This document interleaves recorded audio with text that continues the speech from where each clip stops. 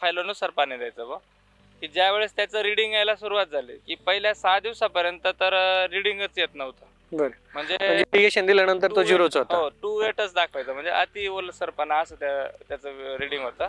6 दिवसानंतर त्याचं रिडिंग वाढण्यास सुरुवात झाली, 1, 2, 3, आणि त्याच्यानंतर परत 8 दिवसांनी आलं. म्हणजे पहिलं पाणी दिल्यानंतर आपण दुसरं पाणी डायरेक्ट ते 16 ते 17 दिवसांनी दिलं.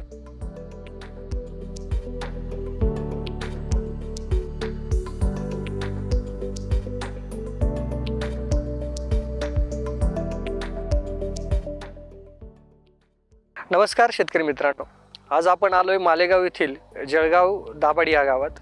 या ठिकाणी राकेश आहिरे यांच्या शेवग्याच्या या प्लॉटमध्ये आज आपण आलो आहेत. नमस्कार राकेश भाऊ. नमस्कार. तुम्हाला फायलोची माहिती कुणाकडनं मिळाली? बिजोटेला जयवंत जाधव आहे ना, त्याच्याकडून. काय सांगितलं त्यांनी फायलो? कसं आहे, विशाल कापडनीस जे कन्सल्टंट आहे आपल्या डाळिंब बागेचे, तर त्यांच्यासोबत जयवंत जाधव हे आलेले होते बागेमध्ये. मागच्या वर्षी उत्कृष्ट प्रकारची सेटिंग होती आणि पाण्याचं नियोजन व्यवस्थित होत नव्हतं, तर पाणी कमी पडत होतं. तर त्यावेळेस त्यांनी मला तुमचे एक यांच्याकडून असिस्टंट जे असतात तुमचे, त्यांना पाठवलं आणि सांगितलं की तुम्ही एक फायलो युनिट बसून घ्या, आणि मग त्यानंतर आम्ही तो इन्स्टॉल केला होता मागच्या वर्षी. शेवग्यामध्ये इन्स्टॉलेशन कधी केलं आपण? शेवग्यामध्ये जवळपास काय झालं साहेब, जेव्हा आपलं पूर्ण हार्वेस्टिंग जूनमध्ये, मे आणि जून नंतर मागच्या वर्षी कोणत्याही प्रकारचं आपल्याला ते हे नाही मिळालं, म्हणजे त्याचा फायदा नाही घेता? नाही, काहीच नाही. कारण पाऊस सुरू झाले त्याच्यानंतर ना, इन्स्टॉलेशन केलं आणि लगेच पाऊस चालू. म्हणजे एक महिन्याभरात पाऊस सुरू झाले आणि मग नंतर प्लॉट पण संपत आला होता ना, जुलै ऑगस्ट पर्यंत हे उन्हाळी प्लॉट संपतात जवळपास. बरं, मग आता ह्या वर्षी आपण पहिलं पाणी कधी दिलं याला? हा, याला आपण पहिलं पाणी आहे ना जानेवारीमध्ये दिलेलं आहे या प्लॉटला. जवळपास 5 जानेवारीमध्ये आपण याला पहिलं पाणी दिलं होतं. ओके. तोपर्यंत हा ताणावर होता, एक पावसाळी याचं नियोजन झालेलं होतं तेव्हा. म्हणजे जानेवारी, फेब्रुवारी, मार्च, एप्रिलमध्ये 4 महिने होत आले पहिलं पाणी. हो. तर या 4 महिन्याच्या कालावधीमध्ये तुम्हाला काय रिझल्ट दिसले? मागच्या वर्षी काय व्हायचं साहेब, की आम्ही पिकाच्या अंदाजावरती म्हणजे ना अंदाज असं बघायचो. आता याच्यामध्ये अशी ही जी तानावर जी अवस्था आहे, ही अवस्था येण्याच्या आधीच आम्हाला काय व्हायचं की ही तानाची अवस्था येते. आता दुपारच्या वेळी ही अवस्था दिसते, जमिनीमध्ये मॉइश्चर तेवढं टिकून असायचं. बरोबर. पण आम्ही तरीही पाणी वाढवायचं, आणि एक्सेस पाणी सुरुवातीला गेल्यामुळे झाडांची वाढ झाली आणि झाडं मोठे झाले होते, आणि त्याच्यामुळे येणारं उत्पन्न शेवग्यामध्ये कसं असतं की खालीपासून वरतीपर्यंत सेटिंग ही झाली पाहिजे. आमच्या पहिल्या पूर्ण जेवढ्या सेटिंग होत्या या सुरुवातीच्या काळामधल्या, त्या आम्हाला मिळाल्या नाही, आणि मग त्या उंचीवरती जेव्हा तुमचं ऊन वाढलं तेव्हा त्या सेटिंग झाल्या होत्या. ओके, म्हणजे इरिगेशन एक्सेस झालं. हा, इरिगेशन एक्सेस इरिगेशनमुळे पाण्याचा अपव्यय झालाच. ऑलरेडी तुमच्याकडे मालेगाव मध्ये पाण्याचा खूपच टंचाई आहे, आणि त्याच्या सोबतच पिकावर त्याचे वाईट परिणाम हे झाले की तुम्हाला उत्पन्न कमी झालं, सेटिंग कमी झाल्यामुळे तुमचं उत्पन्न कमी झालं. आता ह्या वर्षी, मागच्या वर्षीच्या आणि ह्या वर्षीच्या ह्या आपण एक 3 महिन्याचा कालावधी घेतला, तर याच्यामध्ये तुम्हाला जो सेटिंगचा जो डिफरंट आहे तो काय दिसतोय? सुरुवातीच्या काळात जेव्हा आम्ही पहिलं पाणी दिलं साहेब, त्याच्यानंतर जी पहिल्या पाण्यानंतर फायलोनुसार आम्ही ठरवलं की आता फायलोनुसार पाणी द्यायचं बा, की ज्या वेळेस त्याचं रिडिंग यायला सुरुवात झाली की पहिल्या 6 दिवसापर्यंत तर रिडिंगच येत नव्हतं. बरं, म्हणजे इरिगेशन दिल्यानंतर तो झिरोच होता. हो, 2-8च दाखवायचं, म्हणजे अति ओलसरपणा असं त्याचं रिडिंग होतं. 6 दिवसानंतर त्याचं रिडिंग वाढण्यास सुरुवात झाली, 1, 2, 3, आणि त्याच्यानंतर परत 8 दिवसांनी आलं. म्हणजे पहिलं पाणी दिल्यानंतर आपण दुसरं पाणी डायरेक्ट 16 ते 17 दिवसांनी दिलं. अरे बापरे, आणि असं दिवसापर्यंत कधीच नाही इरिगेशन दिलंच नाही?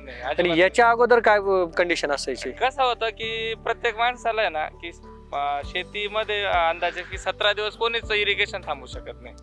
17 दिवसापर्यंत इरिगेशन 100% लोक करूनच देतात मध्ये एखादं, आणि आमचं पण होतच तसं.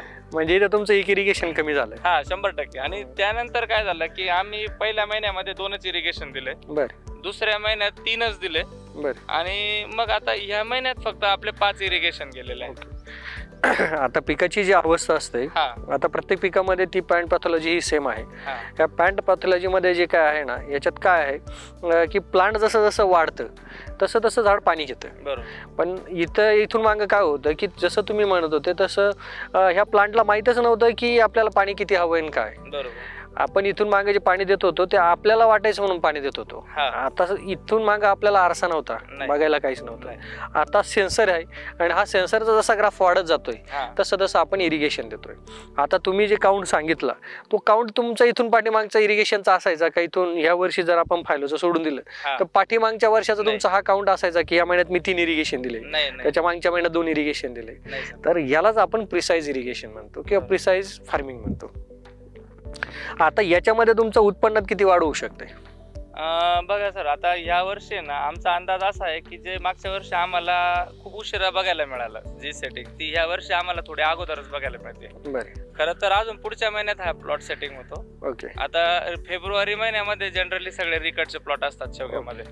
तर मागच्या वर्षीचं आपलं इरिगेशन आणि या वर्षीच्या इरिगेशनमुळे आपल्याला सेटिंग मध्ये किती फायदा झाला लक्षात? जवळपास आतापर्यंत साहेब 35-40% तर लवकर सेटिंग आहे. आणि मला वाटतंय की जसं तुम्ही हे समोरचं झाड बघताय, आपण ज्या झाडाखाली बसलोय हे बघा, याला खाली बसलो पहिल्या ब्रँच, इथून ही पहिलीच ब्रँच आहे आणि हिला लगेच सेटिंग, आणि ही पण तुमच्या डोक्यावरती दुसरी ब्रँच आहे. एक साईडचं बघा पूर्ण म्हणजे या वर्षी आपला हा पहिला टप्पा आहे. मला वाटतं की मागच्या वर्षी आमचं 2 एकरमध्ये 18 टन जे उत्पन्न होतं साधारण, की त्याच्यापेक्षा नाही जरी पुढे गेलं पण ते एवढ्या उन्हाळ्याच्या काळामध्ये, आणि समजा आज दुष्काळाची जी परिस्थिती आहे सगळीकडे, तर त्या पाण्याच्या हिशोबात तेवढं उत्पन्न येईल असं 100% अंदाज वाटतो. आणि ज्यांच्याकडे आता फायलो नाही त्यांनी तुमच्या सोबत सेटिंग करण्याचा पण इथं प्रयत्न केलाय तर त्यांच्या प्लॉटमध्ये आणि आपल्या प्लॉटमध्ये काय डिफरंट आहे?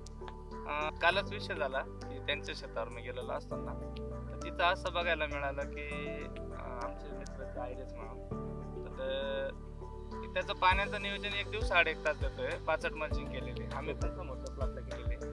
म्हणजे पाण्याच्या मल्चिंगमुळे आणि 65च्या मल्चिंगमुळे पाण्याचं जे ते कोरडेपणा लवकर होतो ना तो होतच नाही, आणि 1 तासामुळे काय ना पण ते 1 दिवस आड जातं. जवळपास तिथं फायलो युनिट जर असतात त्याला कळालं असतं की 65 टाकल्यानंतर ते किती दिवसामध्ये त्याचं पाण्याचं नियोजन जायला पाहिजे होतं, की तो आज त्याच्यामध्ये थोडंसं जे वाढण्याची जी प्रक्रिया आहे, झाडं मोठी होण्याची ग्रोथ जास्त ती चालूच आहे ग्रोथ मध्ये. सेटिंग हो नाही सेटिंग होतोय पण ते अजून तसा टप्पा नाहीये काही की तुम्हाला step by step setting flowering ते पाहिजे कंटिन्यू त्याचं ग्रोथ वर चालूच आहे. तर इतर शेतकऱ्यांना तुम्ही काय सांगाल? नाही 100% की आता आमच्या शेजारी जवळपास 3-4 लोकांनी ऑब्झर्वेशन केलेलं आहे यावर्षी पूर्णपणे, आणि आमचं पण त्याच्यावर पूर्ण झालेलं आहे की मला वाटतं की शेवग्यामध्ये जर करायचं असेल तर 100% अडचण नाही. आणि शेवग्यामध्येच नाही, आम्ही डाळिंबामध्ये पण बसवलेलं आहे. तर यावर्षी डाळिंबाच्या रिडिंग तशाच पण घेणार होता पूर्णपणे 100 डायरेक्ट, म्हणजे कोरडं आल्यानंतरच जेव्हा तुमचं पाण्याची रिडिंग येणार त्यानंतरच आपण त्याला परत पाणी देणार असं.